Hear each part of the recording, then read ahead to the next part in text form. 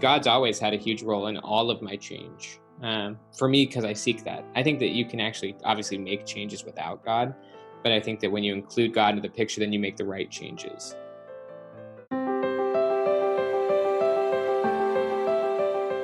Welcome to Stories of Hope in Hard Times, the show that explores how people endure and even thrive in difficult times, all with God's help. I'm your host, Tamara K. Anderson. Join me on a journey to find inspiring stories of hope and wisdom learned in life's hardest moments. Before we jump into today's interview with our guest, I have to share some awesome news. And that is that today's episode is my 50th episode of the Stories of Hope in Hard Times podcast. Yay! So celebrate with me today by listening to my 50th episode. My guest today is an organizational psychologist and best-selling author of the book Willpower Doesn't Work. From 2015 to 2018, he was the #1 writer in the world on Medium.com. During that time, he grew his email list from 0 to 400,000 without having paid advertising. He and his wife, Lauren, adopted 3 children from the foster care system in February of 2018, and 1 month later, Lauren got pregnant with twins who were born in December of 2018. They live in Orlando, Florida. His blogs are read by millions every month. I am pleased to present Dr. Benjamin Hardy. Ben, are you ready to share your story of hope? I think so. I'll do my best. Awesome. So I am so excited to have Ben on my show. Ben and I met a couple of years ago at a training with Richard Paul Evans. In fact, Ben helped do some of the training that day. And Ben's concepts have just blown my mind. I was able to be part of his AMP group, Accelerated Momentum, and it was absolutely fantastic. So this man knows what he's talking about, and I just feel so honored to have him on my podcast today and have him share his story with you because it's powerful. It's a story of hope. Well, I'm happy to be on your show, and I'm happy to be with you. I'm a big fan of you. Oh, thank you. So Ben has a book releasing next week called Personality Isn't Permanent. And I'm lucky enough to have been able to read an advance copy. And it is such a powerful book. If I had to pause and say something about this book, I would say this book is a story about hope. It teaches you that you, first of all, you can change who you are. And second of all, it teaches you that the trauma that you've been through in your life is something that you can reframe and change so that you look more at the lessons and who you've become because of it instead of staying stuck. And so to me, that is just such a powerful, the book is fantastic. You got to go order it. But Ben, let's talk a little bit about your book through your story, because in the introduction of your book, you say this, you say, the biggest evidence of the ideas in this book is my own life. So let's go back to your formative years, I guess we should say, and talk about your life at home and what that looked like. Yeah, definitely. And I'm so glad you liked the book. It was a labor of love. Let's just say that, or a labor of pain. It was a hard book to write. It took a long time, but I'm grateful it's out and I'm glad that you like it. So I think the biggest challenge, or the first major challenge, I guess you could say, that I faced in my life was my parents' divorce at age 11. That was the biggie. Divorce can be hard for any kid. I was the oldest of 3. We were in actually a very religious family, and faith in God was a big part of my life. And what was interesting is when the divorce happened, it was like religion or faith just stopped being a part of our life, period. Wow. Both of my parents stopped going to church, both engaged in radically different habits than we were living right before. It was really interesting for me to observe because I was very much, even though I was only 11 years old, it was very much a big part of my life. The depression that ultimately led my father, it was such an impact for him, the divorce. It was not what he was expecting. It was not what he was wanting. It ultimately led him to be, it was the triggering point or the tipping point that led him down a very big path of addiction. He ended up basically going just deep into the drug world. And his home Mm. became kind of a really dangerous place. Although me and my younger brothers, we were there even with our friends playing video games and stuff like that. And there was just wild, strange people there. Um, and that was kind of a crazy period of my life for basically from age 11 onward until about age 20. And at age, after, I don't know how, honestly, looking back, no clue how I graduated high school. No clue, because I barely went. I still have no clue how I graduated high school, to be honest with you. Like, I didn't do any homework. I mean, but I barely graduated high school. And after high school, I ended up living at my cousin's house, playing video games all day. I attempted community college, but just dropped out fast because I had zero work ethic and zero purpose, and was basically just doing nothing with my life. Very sad, very purposeless, very confused. And without purpose, obviously, it's very difficult to find much meaning in your life. Mhm.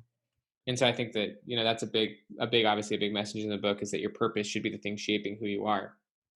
But I ended up wanting a fresh start. I ended up wanting to start over, and I didn't like what was all around me. So I felt like I needed to do something new. So I ended up going and serving a church mission, for 2 years. And that was the big thing for me, and all of the trauma and all of the craziness of all of my formative years is not what led me to psychology. What led me to it actually was this church mission. Because when I got on that mission, I was in a new environment. I had a new role. I had a purpose, and I had a fresh start. And I was able to, and obviously there's a lot of transformation that came through God. But also I had great leaders. I was having amazing new experiences. I was seeing things from a fresh perspective. I was reading all sorts of good books. I was journaling. I mean, it's just the most amazing intervention for my life. And I changed so much during that experience that I was blown away. And I was reading such good books, and I was just free. I was becoming a free human being, free from my past, um, free from constraint. And I was able to kind of watch myself grow, evolve, become confident, become a leader, develop a lot of faith, confidence, courage, learning, skill. It was just such an amazing experience. And what was really so it was during that experience that I decided I wanted to be a writer. I didn't know I was going to actually be a psychologist, but I was interested in becoming a writer through that experience. When I went home, one of the things that was interesting to me was, and by the way, I would love to just quickly note that while I was gone on that mission experience, my father actually did overcome all of his addictions. And he Wow. actually, yeah, he did. And he even, he and I we reacquainted right before I left, and he ended up recapturing his own faith and, overcoming a lot of his challenges and cleaned up his life. And, he even spent some time as an addiction recovery kind of support guy. So he supported people. Wow. And he and I, when I got home from my mission, we were really good friends, and we worked out together and stuff. And, he's changed a lot. I've changed a lot. And I've learned a lot from him. And so it's amazing. I don't have negative feelings. And actually, one of the things that I did do, just as a side note, is I spent a lot of time asking my father about the situation, about the past, about what happened. And I learned a lot of things that I never knew about my dad. I learned about a lot of the traumas from his, childhood. I learned a lot about the things that led him to making the decisions he made. And when you actually have more understanding and more context, you have a lot more empathy, a lot more understanding, and less judgment. And so I understand where he's coming from, and I don't necessarily I have zero negative feelings towards that. In fact, I view all of those experiences as very incredible. I'm very glad I went through them, because if I hadn't gone through those, I wouldn't have had the resilience, and I wouldn't have had the faith. I wouldn't have had the ability to deal with a lot of the things that I now choose to deal with. So anyways, yeah. But what was interesting kind of when I did come home from that experience was that all of my friends and family, they kind of saw me as the same person I was before I left. Like, that was kind of very Mm. surprising to me. Like, they would talk to me the same way. A lot of my friends used vulgar language, just as an example, because we spoke that way in high school. And like, I was very sensitive just to that, just as an example, because I just been serving like a mission for 2 years and was not around that. And all of a sudden, like, they're just talking to me as if none of that. It was just really interesting, As if you hadn't changed. well, because I couldn't see it. Mm. We see, it's if you're not mindful, you don't see the change that are happening, that you don't see the change happening in those around you. I mean, that can be very easy with your kids, as an example. It can be easy to think that people are the same person that they still are. And I had gone through a radical experience for 2 years. And so I was totally different. And obviously it quickly became apparent that I had changed, but for a while, they just thought I was the same guy and that things were the same as they were. And I didn't want that. And I knew that I would quickly revert if I stayed in that environment. So then I decided to go to a different college from all my friends. And then I began studying psychology. And essentially for the last 10 years, because I got home about 10 years ago, for the last 10 years, just been just studying, learning, ultimately getting married, having 5 kids, and just writing, and now just continuing to learn and read and kind of just be blown away by life. Wow. You have such an incredible story because you changed so completely. I mean, you Oh, really yeah. did. Yeah. You mention in your book that a lot of this change occurred on your mission. So I guess I'd love to ask, what role did God play in that transformation? And how did he help you, I guess, process all the trauma that you'd had earlier in your life? Yeah. One thing I will say, so I did go through a radical transformation during that experience, but I will say that the person I am today is actually not the same person I was when I got from that experience. I've actually changed a lot since then as well. But that was the thing that totally refocused my path, and allowed me on a path towards growth and development versus just sitting and staring. God's always had a huge role in all of my change. For me, because I seek that. I think that you can actually obviously make changes without God, but I think that when you include God into the picture, then you make the right changes. And also your change becomes a lot more enabled. You can do amazing things with God's help. To me, because I love science and I love just knowledge and learning, but to me, I don't know why anyone wouldn't want to include God in that. To me, I don't see them as mutually exclusive. Like, why wouldn't you want God's help in your goals or in your growth or in your learning? And so, yeah, I mean, I think that God gives you a lot of help in seeing things from different views, from being grateful, from forgiving, for having a new heart, for having a new perspective. He can even give you, if you can pray in faith, to develop skills, to gain gifts. I mean, I was never a good, a learner or a teacher before, but I sought those skills. And I think you can develop skills with God's help. I mean, you can develop skills without them, but with God's help, you can develop them in far more beautiful ways. And so I've always included God in my process. I mean, even writing blog posts and writing this book, Personality Isn't Permanent. I mean, I've prayed every time before I wrote that book, and just asked for help, and so, I think that God can give you, lots of help in all that you're doing, and he can help you develop skills and abilities and even, characteristics that you may not currently have. What's interesting is in your book, you mention desire, and that is one of the key things to really changing. And I have noticed that in my own change and as I process things with God, is that sometimes I know I need to, for example, forgive someone, but I have no desire to forgive them. Exactly.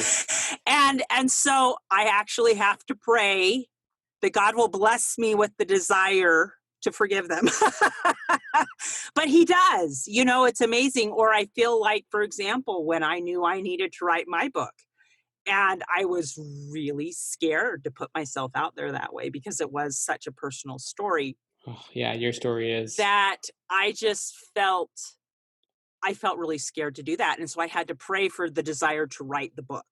And so sometimes I think God, because desire is such an important part of change, as you mentioned in this book, I think God can be a great enabler, as you just explained, in helping I think us so. shift our desires from I don't want to do that to, even though I know I need to okay, he does, he changes our hearts. I guess that's the best way to explain it, right? I love it. I mean, one thing that's interesting about personality, one of the ways that people often conceptualize personality is that it's your preference. Like, for example, if you view yourself as an introvert, it's obviously you can go speak to people, but you have the preference to be by yourself. So and it's not just about introversion, extroversion. It's about just anything. You may have the preference to eat cookies for breakfast. I mean, whatever your habits are, we have preferences, you know what I mean? Yes. And we have preferences and priorities. And just because something is a preference, or just because you want to do something, doesn't mean it's actually what you should be doing or could be doing.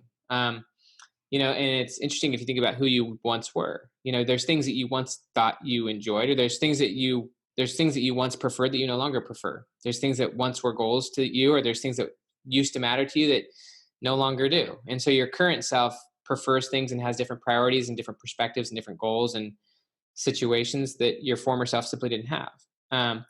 And so, like, and there's also things that your current self doesn't tolerate, and you just don't deal with anymore, that your former self used to just be fine dealing with. You know, you used to say yes to things that now you say, I'm not going to even handle that. I just don't want to even go there anymore. But the thing is also true about your future self. There are things that your future self prefers that you don't prefer, you know? And actually this is where, and actually some of your current preferences are actually the things stopping you from becoming your future self. And so there's a lot of good research now on future self and about how that shapes your decision making. And basically the idea is that if you don't have a clear future self, a person you want to be, and that person is someone you choose to be, it's someone you decide to be. It's like, if you want to be a writer, or if you want to be, you know, better with your kids, you choose that future self. It's what you want. It's who you want to be. But admittedly, it's one of those things where it's like, you want it. You know what I mean? Because you're not there yet. You know, you want to write, as an example.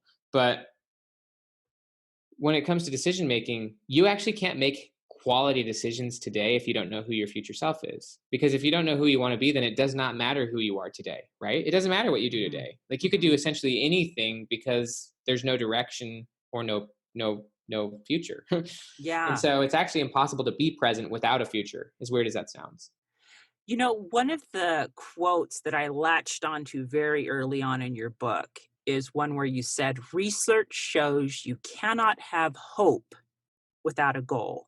And hope is something we look forward to in that future, you know? And I thought that was fascinating. We can't have hope without a goal. We can't have hope if we can't picture that future.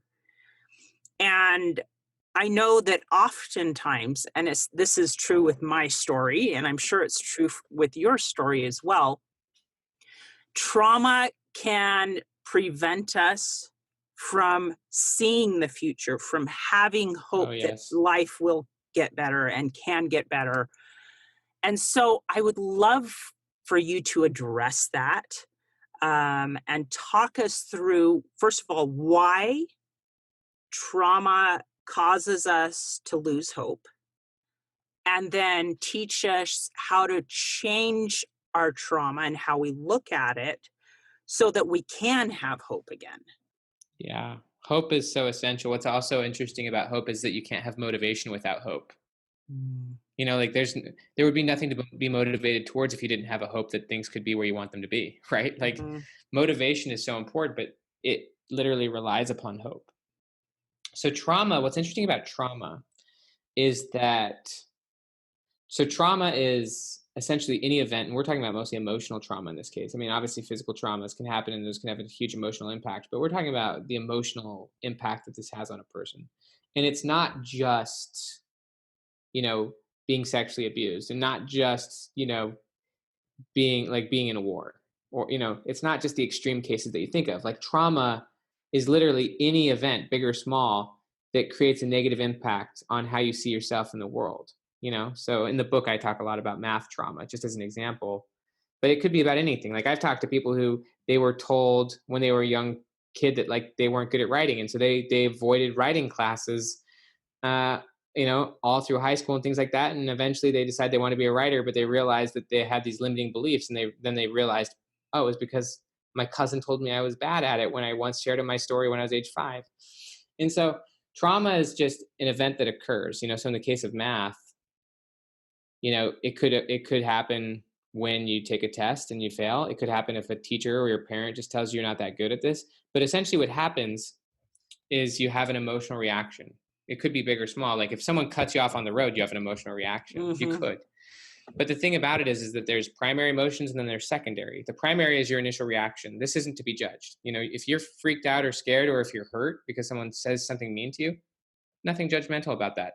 The problem with trauma is that there's no reframe. The secondary emotions are where you can think about your feelings and you can start to choose how you feel about them. In psychology, we call that emotional regulation. And it's very healthy. Like, so like obviously journaling is one way to do that, where you write about what happened and then you start to address the feeling, like that hurt me, that was painful. And then you ultimately can start to think about what would be a better way of looking at this, or how do you want to feel about this, or how can you look at this differently? I mean, that's part of the reframing process. But with trauma, that second part doesn't happen. You have a negative experience and you then shove it down and you just don't think about it. So you suppress it and you ignore it, and it becomes something that you don't address in the future. And so what happens is then a narrative forms. So in the case of math, let's just say something happens where you're studying for a math test and you fail. And this is where hope gets lost. Like before the episode happened, you actually were studying and learning, but something happened, you had a negative experience, and nothing was resolved. And so what then happened is you formed a narrative. It's called a cognitive commitment. But basically the idea is, oh, I'm not good at this, or, oh, I can't do this anymore. Oh, I don't like this. This hurts. And then what happened? And so then what happens with trauma is you lose hope, you lose imagination, you lose flexibility. And these are actually requirements for learning. And so because you've lost all those things, because you've now formed a narrative and a commitment in your mind based on the emotions you've just felt, the hope comes from the commitment. The hope is lost from the commitment that I can't do this anymore. I don't want to do this. This hurts. Because you've made that commitment. You've made that commitment to yourself because it hurt and you don't want to deal with it. And so because you've made that commitment in your mind, you now no longer have a future as it relates to math. Like it's no longer something you even want to think about, deal with. You're no longer flexible to it. You no longer have imagination. You're no longer willing to learn it. Instead, you're just like, I'm going to avoid this thing. And so trauma, it freezes you into whenever the experience happened. It's crazy. And we've all had it. We've all had experiences that have been negative. What Gabor Mate said. So Gabor Mate has been an expert who's been studying trauma for decades and about how that leads people to addiction. Is that basically he's got this interesting quote where he says that he says that personality is a coping mechanism. Our personality is a coping mechanism to our unresolved trauma. So who we are right now, a lot of us, I would say most of us, and probably all of us to some degrees, we are who we are. And a lot of our limiting perspectives of ourselves have been shaped by negative experiences that we haven't thought about. Because what's really interesting is this. When you have a negative experience, like let's just say myself, when I'm 11 years old, my parents get divorced. I have a huge negative experience and I have an emotional experience. And usually with trauma, you don't talk too much about it. You internalize it and you don't open up about it. Opening up about it is one of the crucial ways to actually free yourself from it and to start to get encouragement or support or different perspectives. But usually and often you can just bury it. And then and there's a really good quote from Alcoholics Anonymous, but the quote is, you're as sick as your secrets. So if you think, if there's things you're hiding, if there's things that you've buried, whether it be things that were just horrible events that happened to you, or things that you're still struggling with, even if it's an addiction, as an example, if you're not opening up about it, then you're probably not going to change it. If you're keeping it to yourself, you're probably not going to change it. This is why the idea that willpower doesn't work, is because you can't just overcome an addiction, or you can't overcome or do the trauma thing without opening up about it. What they say about addiction is that the opposite of addiction is not sobriety. The opposite of addiction is connection. So it's interesting. Yeah. So obviously not all trauma leads to addiction, but it often does. It just leads to unhealthy coping. But ultimately, the main thing it does is it shatters your flexibility. It leads you to being emotionally rigid, so that you're no longer willing to deal with difficult emotions. You're no longer, you lose your imagination, you lose your hope towards the future. And everything is defined by the past. Everything is defined by that experience. Everything is viewed through the lens of that experience. And so that's kind of where you get stuck. They call it a frozen personality. And so that's kind of what trauma does. It's very debilitating. And we've all had it in big and small ways. And the only way out of it is to face it, to deal with it, to reframe it, to rethink it. Like you actually have.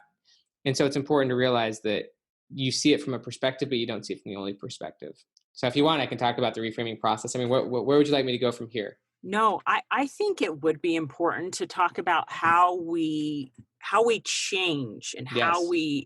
how we shift from looking to the past and having that trauma define us to, I noticed, I don't know if you specifically mentioned this, but it's really the shift from past to future, to It is. looking at everything like, woe is me, this happened, I don't want to talk about it, I'm traumatized by it, to shifting to the future. I want to change. I can be better. I can be a new person. I can overcome this. It really is that change Yep. from past to Yep. future. You know what It I really mean? is. No, it fundamentally is. Yeah, so there's a really interesting idea in psychology. It's called a refractory period. And basically, the refractory period is the amount of time it takes to emotionally recover from an experience. And so, like, let's just say you get cut off on the road. Hmm. And literally, what you're saying is absolutely right. It's when you let the experience go and you can go back on with your life or go back on with what you want to be doing. You can focus back on your goals. Hmm. um, and so if someone cuts you off on the road, you might be frustrated for like 3 or 4 minutes and you're just like frustrated, but then eventually you let it go and you say, I need to get back on with the day. Hmm. The problem with certain events is that refractory period can be weeks, months, years, decades. And so the core point here is, yes, at some point or another, you've got to decide that viewing the experience this particular way, because when you're still choosing to view it from the event, and you're making everyone else have to see it this way as well, at some point or another you realize that the only way to change is to stop looking at it that way, and instead of continuing to look at it, you do have to start to make decisions about moving forward in your life. Um, and so that's when you need to start being honest about what you want. And often so what they say is the number one deathbed regret is that people didn't have the courage to be who they wanted to be, but instead they lived up to the expectations of those around them. Mm. Often, we live in repetitive cycles, and so we can start showing up in a certain way even if it's not the way we wanted to, and then we just keep living up to the expectations because we're in a role and we're just in a rhythm, and it's easy to, one of the things that predicts personality is the role that you're in, and honestly just the situations that you're consistently in. But we all have things that we want that are different than what we have, even if it's just to let go of this thing or to move on or to get better. And so the first thing you actually need to do is just define your future self. Like, honestly, this is the best place. I mean, obviously going back and reframing the former events is helpful and it's needed, and maybe getting help from people and telling them about your negative experiences so that you can start thinking about them differently. There are some journaling prompts that you can do, like one of the, And they are listed in your book. yeah, So there's literally 150 or more journaling prompts. But there are ways to look at the situation differently. Here's kind of the ultimate hope, and it may not feel possible at this point, but like the hope is that you can look at the past as something that's serving you and that's helping you, and that it's something that you're grateful for. As weird as that sounds, even the worst things can eventually be something that you're glad happened, because without it, you wouldn't be able to do whatever it is you're doing. Like, I tell stories of people who their children died. I mean, I tell crazy traumatic events, and these people have learned to see the event as a blessing. Not that it was something that they're glad they went, they hated it when they were going through it, but it did enable them to have a higher level of purpose for their life. And it enabled them to be able to do things that they otherwise wouldn't have been able to do. I mean, I'm speaking for myself. I yeah. wouldn't have been able to deal and handle with 5 kids and 3 foster kids if I hadn't have gone through the crazy stuff. I wouldn't have had as transformational of a mission and been able to do what I had done if I wasn't, hadn't gone through such weird things or hard things. And so you can see that some of the hardest things you go through can be viewed as incredible lessons and opportunities. And that's ultimately a process, but something that you would want and need to do if you want to move forward in your future. If you don't, then you can continue to view it from that very negative, narrow way and continue to be stuck in your current identity. But opening up and sharing that this was hurtful, this was painful, but I'm ready to move on. I'm ready to let go of this. And then the next step is honestly to define who you want to be. And that person is different from who you are now. Maybe they don't have addictions, or maybe they're moving forward towards goals. Maybe they're going to college. It can be really simple. I mean, your future self could be someone just a year or even a few months down the road. They don't have to be 50 years down the road. They can be yourself next year, or who you want to be by the end of 2020. But just thinking about who is the person you would love to be, and what changes would you like to make, and what would your circumstances be, and what would you be working towards? And just giving yourself the space to be honest. I love the quote, all progress starts by telling the truth. So just admitting who you would like to be, and the things that you would like to do differently, or the goals you'd like to achieve. If you weren't either worried about what other people thought, or then once you've defined it, and you do need to take some time to define it, who your future self is, the next step then is to start telling people who that person is. So for example, if you're someone who has had addictions and challenges, and you're wanting to be someone who's not, and you're someone who's healthy, in all, in whatever ways, and you do need to take the time to define it. And by the way, your future self is someone you choose to be. It's the person you would love to see yourself as, in characteristics and attributes and circumstances. The next thing you need to do is start telling everyone around you that this is who you want to be. That this, and you're not there yet. You're not your future self. They're different from you. But if you start telling everyone about it, and you openly acknowledging, this is not where I'm at right now, but this is really what I want, and I haven't been this person, but this is where I want to go. And this is what I'm trying to accomplish. I mean, you can apply this to anything. You can apply it to overcoming addiction. I used this same process to become a professional author, telling everyone, look, I'm not a writer, but I've actually been wanting to do it for a while, and I really want to become a writer. And once you start telling people about your goals and about who you want to be, it makes your current identity very clear. Because your identity is shaped by the stories you tell. So not only now do you see who you want to be, and you're acknowledging it, but now you're telling people who you want to be and who you're striving to be. And so now they're seeing who you actually want to be. And then you'll start to have an environment and also a motivation to start acting based on your future rather than basing your whole life on the past. Mm. And that is so incredible. And what's crazy about imagining this future self is often some of the steps you need to take towards it are really scary. Like, I would say a lot of them are. Yeah, because it's not who you are now. It feels very scary. Yeah. No, it is. And moving through that fear to the unknown, I mean, you can visualize it, but becoming that person is different. It's different than staying on the treadmill that you're on right now.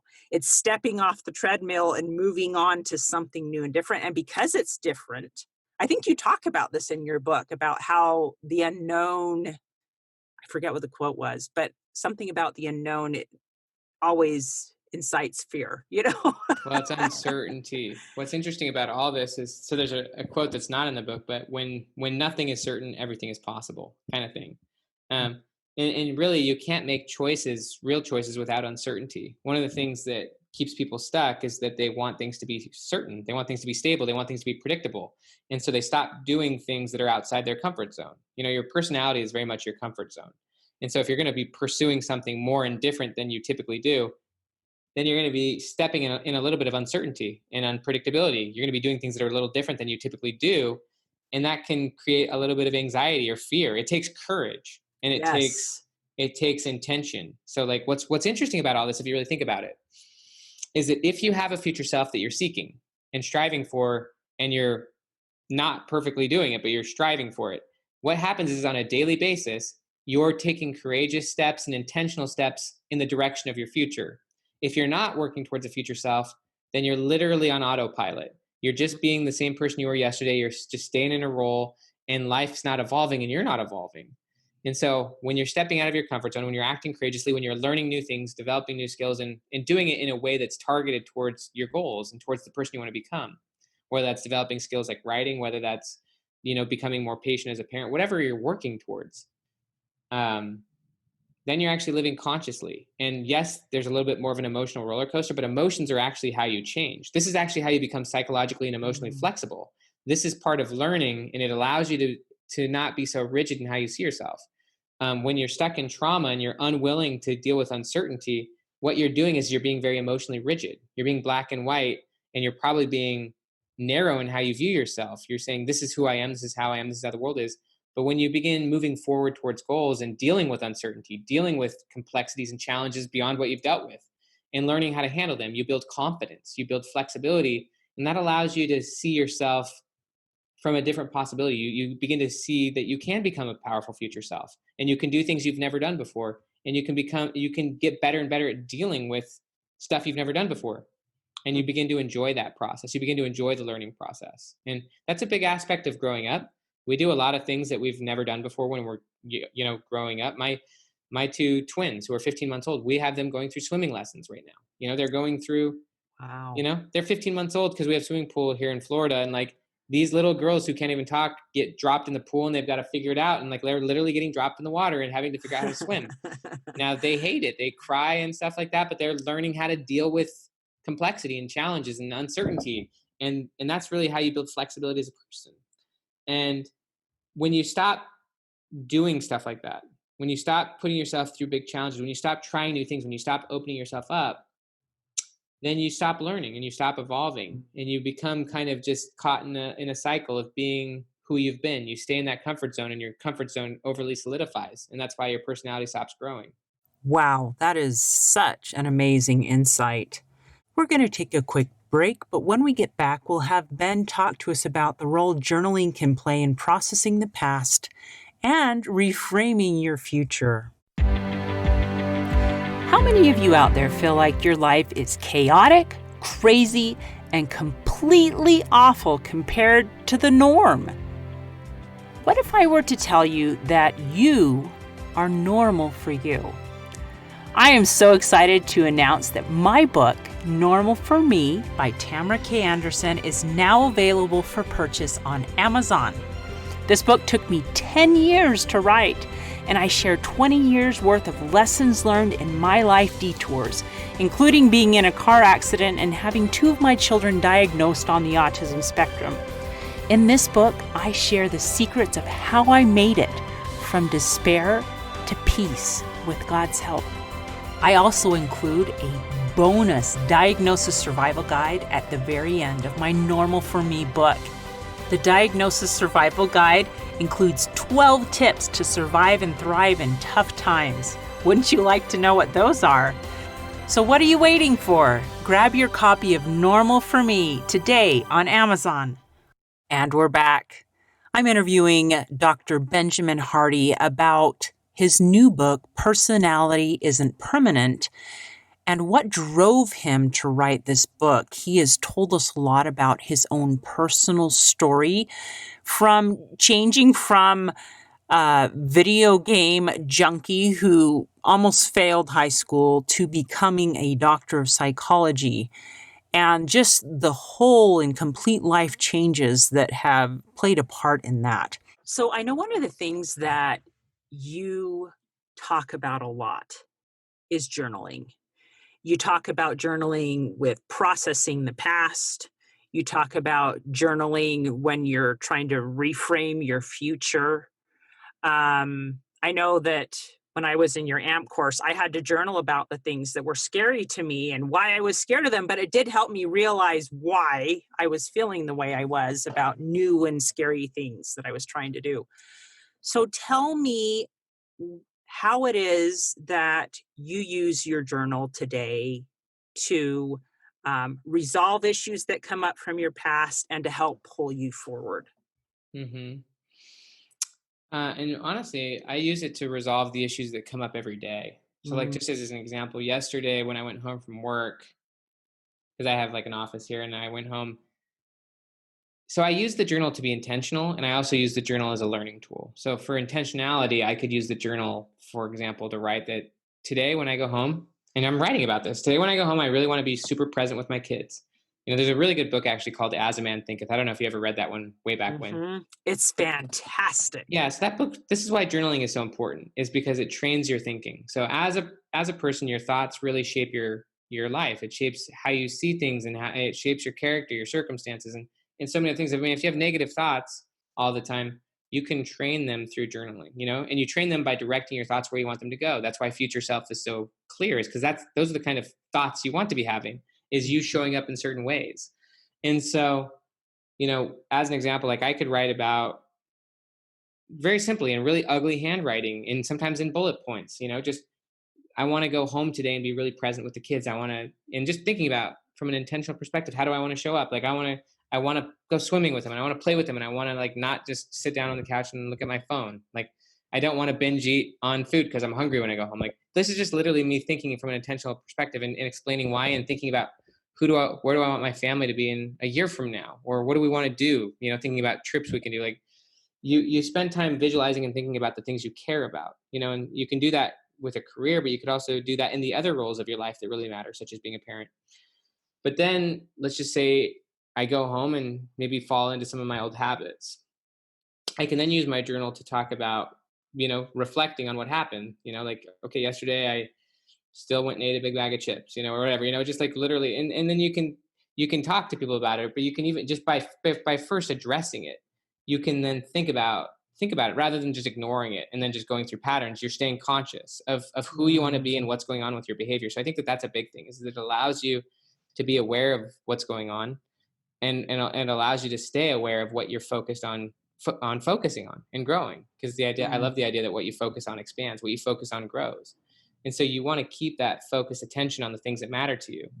And it's easy, if you're just going through day to days, to lose focus of the things that you want to stay focused on, and just to focus on whatever the next fire is, whatever the busyness is. That's why there's that quote that, you should always keep the important above the urgent, but life is really urgent, like life can be urgent. There's things going on and you can forget about those goals, and weeks or months or years can go by and you're like, man, I didn't ever make progress on that book. And so by writing about these things, it allows you to stay focused on the things you want to focus on and take action towards those, and move forward. And so, I use my journal in so many different ways.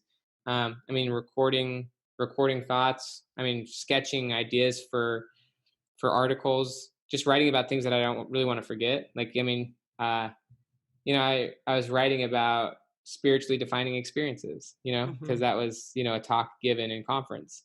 And I just started writing about what are the spiritually significant experiences of my life. And I use it for all sorts of things. But it's such a good tool. It's such a good tool because it keeps you clear. Yeah, I would say if you don't use it regularly, and if you just wake up and get going, then you haven't reclaimed like your brain. You haven't reclaimed your mind and chosen where to focus it. And so it really allows you to focus where you want to focus, and also get inspiration. By giving yourself just a little bit of space. And I think in the environment you do it in and where you do it and when you do it really matters.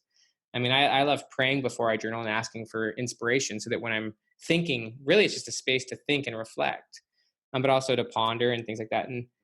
And if you're doing it with your cell phone in your hand and you're getting notifications, you're probably not going to get the insights you're looking for. So you kind of got to be mindful of the headspace you're in and the environment when you're doing it, so that it can be kind of a revelatory experience. So then tips for journaling would be to set aside time to do it. I would say do it every day. Start with a prayer. Even if it's 5 minutes. Yep, daily. Start with a prayer. Journal about goals. You mentioned in your book that at the front of your journal, you have your goals that you're working on, kind of how you see your future self. Do you read those every day? I look at it. Yeah, I think it's a good thing for me to look at before I journal, because it kind of allows me to frame things. But so basically on the front cover of my journal, I have 5 questions. And so it's just a fun little snapshot, and it's just on the front 2 pages. And there's like a question and like 5 bullet points, question, 5 bullet points, but it's just a snapshot. So like the first question is, where am I right now? And I just write like, what am I doing right now? Doing podcasts, working on the book launch, kids are home because of COVID-19, just like whatever the situation is. And then the next question is, what are my wins from the last 90 days? Just like, what are the things, and this could be personal or professional, like what are the things that have happened? So one could be like finished writing the book, or one could be took my kids to the motocross, or just whatever is significant, just personal or professional wins. Then the next question is, what are the wins that I want for the next 90 days? So what are the things I'm focusing on right now? What are the just accomplishments I'm trying to do in the next 90 days? And then the fourth question, I guess, would be, where do I want to be at the end of this year? Just what are like the few or 3 to 5 goals for this year? And then the last one is, where do I want to be in 2 or 3, like in 3 years from now, my future self? But what's interesting about this, and that takes like maybe 10 minutes to write in the front of my journal, and they're really just simple and basic.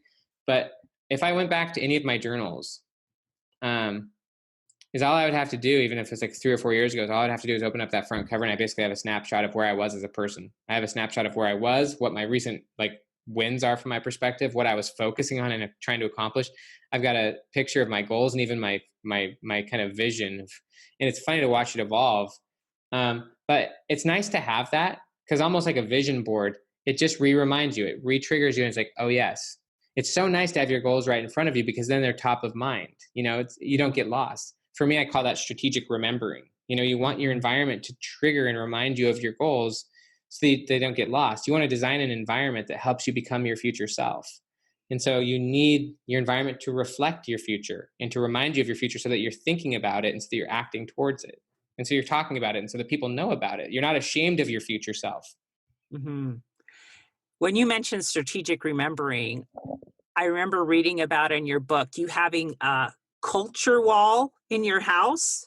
Mm-hmm. Would you mind sharing what that is and how we can apply that, maybe even on a mini basis, to help us change the way we think? Have you ever seen it? No, I have never Okay. seen your culture wall. Oh, that's cool. So Culture Wall this is from a culture design company, and obviously you don't need someone to create this for you. You can do this yourself, but they're basically so this is my culture wall. Oh my word, look at that. Yeah. So like these are like there's concepts on here like embrace your future to change your past. You know what I mean? Be, do, have. Never be the former anything. Design beats willpower. So these are just concepts.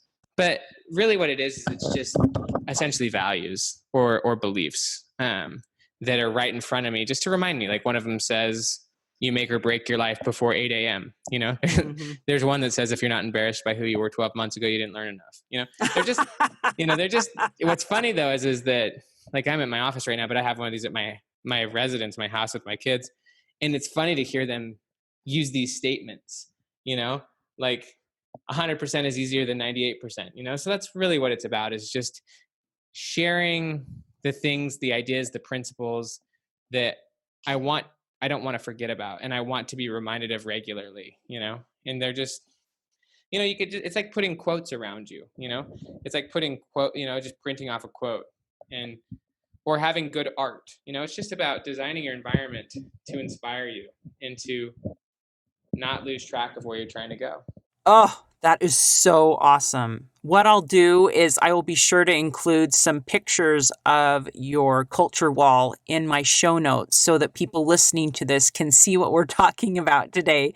But it's basically just beautiful little sayings that have been designed professionally and printed and mounted on a wall like artwork. And they're just really cute and well done. And so we'll include copies of this in the show note. And the cool thing about this concept is that you could apply it as easily as putting a sticky note on your mirror. I think you give that as an example in the book. Yeah, I mean, think about it. You could apply it as simple as having a reminder on your phone that goes off, you know, at a certain time in the day, and it says, text your spouse and tell them you love them. Like, I mean, you can apply strategic remembering in any way, but it's really about setting up the environment so that you're consistently reminded of who you want to be, because it's easy to forget. And you can train your environment to support your goals. And so, yeah, it's just being thoughtful about your surroundings and about how your surroundings shape you. I mean, yeah, I think it's great. Oh, that's phenomenal. So you have been so kind in sharing with us so much from this book. And I would just highly and strongly recommend that anyone who wants to have hope and change and reframe any trauma in their life, go and get this book. There's lots of journal prompts.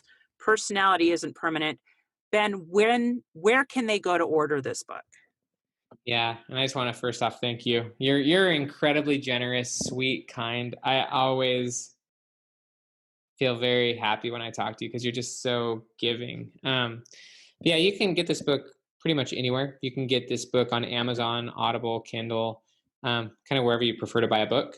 And my website's benjaminhardy.com, so you can get blog posts there. Also, if you buy the book and then go to my website, so you'll see if you go to benjaminhardy.com, we actually give away 3 free online courses for anyone who buys the book. Course that deep dives further into the book, like the science, the methods, the prompts, just so that you can actually apply it in different ways. Mm-hmm. I've got a journal mastery course that a lot of people have taken that you would enjoy. And then there's a blogging course for anyone who's interested in blogging. We're giving away all these things for people who pre-order the book or just buy the book, honestly. Wow. So it's not just a book. You also get 3 free courses. So you may as well just go buy it. Yeah. But the main thing for me is the book. I mean, I think that, you know, as you said, I really think that this book has a lot of potential to help you, but there are obviously other bonuses and stuff. But yeah, anyways, yeah, if anything made sense in this interview, definitely go and check out the book. I really think it'll help you in getting to where you want to go in your life. Awesome. One last question before we go. Perfect. Um, what is a favorite verse of scripture that has become meaningful to you through all of your challenges in life and as you push forward to try to become your new, better self? Yeah. So you mentioned this to me at the beginning, and I'm glad you did because it allowed me to think about it. But the scripture that I like, and it's really relevant to everything we were saying, was it's First Corinthians 13:12, and the scripture says, "For now we see through a glass darkly," kind of just talking about our view, our perspective. "For now we see through a glass darkly, but then face to face. Now I know in part, but then shall I know, even as I am known." The reason I really like this is because I think it's really important to realize that your future self is going to see the world very differently than you see it today. Your current, that quote is very true, that we don't see the world as it is, but as we are. And because that's true, you shouldn't you shouldn't be so firm in your current views, even of yourself. This is one of the reasons why I really don't like labels. And overly being so attached to your current identity is because in the future you're going to see things better. Right now you see through a glass darkly. Right now your perspective is flawed. And when I hear people say I am X, I'm an introvert, like they're being so definitive about themselves, even though they see through a glass darkly, even themselves. And so why I like the research and the ideas on the idea that your future self is a different person is that when you own that, and when you get clear on your future self, then you still know who you are today, but you're less firm on that because you know that who you are today is not the finished product. And you don't have to hold so tight to your current views or your current self because you're actually seeking a better self. And that actually allows the change process to happen so much faster because then you're not so caught in a status or an identity that you're overly trying to defend it. When people have an identity, like a label, for example, that they've really attached to, their whole focus is trying to confirm their current self, their current bias, their current label. And that really stops them from growing. And so it's so much better to focus on the future self and also making the glass a little bit less dark, Yeah. Well, growing your and perspective. yes, and trusting that God sees that future version of yourself and that he can help all these past things help you become that, right? Trust. And I think that's the hardest thing when we're going through trauma is saying, okay, God, I trust you, even though I absolutely hate what I'm going through right now. Yeah. I Yes. trust that all these things will work together for my good, as it says in Romans, that it will make me a better person. I trust that you got this, even though I am so lost and broken right now, right? Yeah. And I would even say, yes, yes, yes. I mean, I think my 15-month-old daughters can attest when they're in the water that they're not enjoying it in the moment, but in the future, they're going to be really glad they can swim, And with trauma, it's, you don't even care about swimming because you're not even going to entertain the idea of learning how to swim. You're not going to entertain the idea of touching the water. So swimming is no longer a possibility because you've just eliminated that option for yourself because you're not willing to even touch the water. And so you end up limiting your future because you become unwilling to deal with things. But I think also the idea that we see through the glass darkly is also looking at our traumas, that we don't see them as God sees them. And maybe we could ask, how would God see this situation? Or how would God see that former event? In the book, I say, how would your future self see it? Or what would your future self say to your former self? What would you even say? What would me, the 32-year-old version of Ben, say to the 11-year-old version who was going through that pain of my parents' divorce? Would I, because my 11-year-old version was losing hope. He had no perspective. But what would I say to him? Or what would God say to him? Or what would someone else say to him? And that's a big way of reframing, is because right now you see your past darkly, but there's better views of it. Your past is mostly a meaning and a story.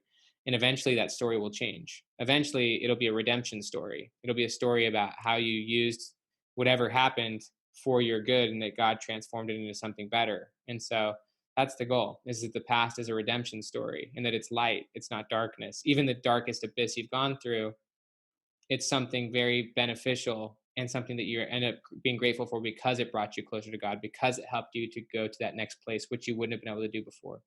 Mm. Oh, Ben, you are amazing to talk to. Seriously, I wish I could have you on like once a quarter. We could do it again. Just schedule with Connie. Let's do it again. Oh, you are so amazing. Thank you so much for being so generous and sharing your personal story of transformation.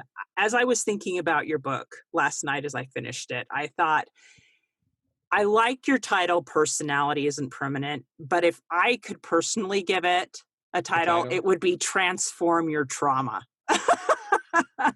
Because it teaches you how to do that. And we did not get a chance to super deep dive into the steps. That just gives you a little hook as to why you should read this book. But I love the hope that it gives, that we can transform, that we can change, that we don't have to stay a caterpillar forever. We can become a butterfly. It's just amazing. So thank you for sharing this positive thought that we all can improve, that we all can change. It's just been amazing. Thank you. Yeah, chapter 3 is called Transform Your Trauma. Oh, well, there you go. Maybe that's why I... No, you're right. That would be a great title. To me, that was one of the main messages of the book. It really is. Thank you. It's a crucial message of the book. So thank you so much for reading it.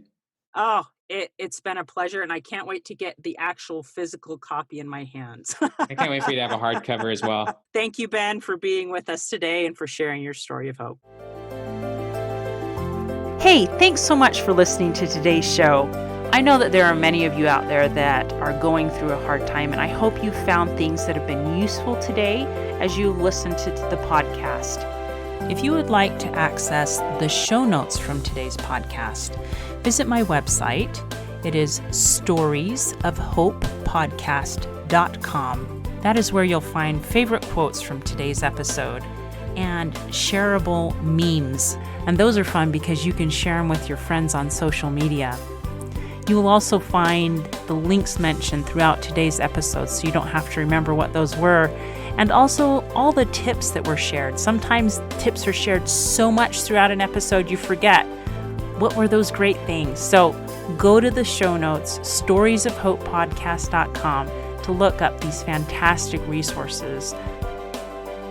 You know, if someone kept coming to mind during today's episode, perhaps that means that you should share this with them. Maybe there was a story shared or a tip that they really, really need to hear. So go ahead and share this episode with them. May God bless you, especially if you are struggling, with hope to carry on and with the strength to keep going when things get tough. Remember to walk with Christ, and He will help bear that burden. Above all else, remember, God loves you.